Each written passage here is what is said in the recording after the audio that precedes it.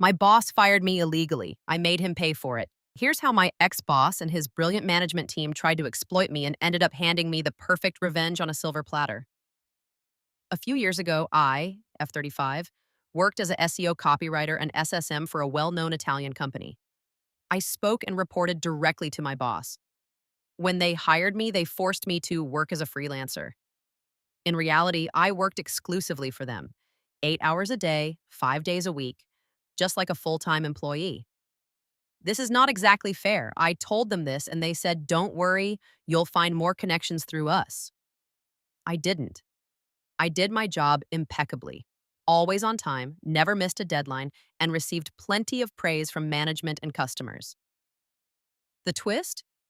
My boss's girlfriend and his boss's mistress, both of which were on payroll and hopeless at their jobs. They made mistakes, dumped their work on others, and only survived thanks to their connections.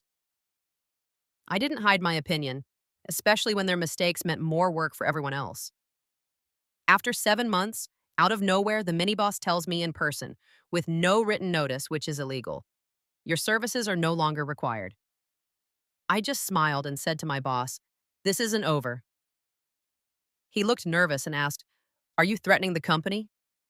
I replied, I'm making a promise, it's just a matter of time. With my lawyer, I started legal action for wrongful termination and labor law violations. Here's where it gets delicious.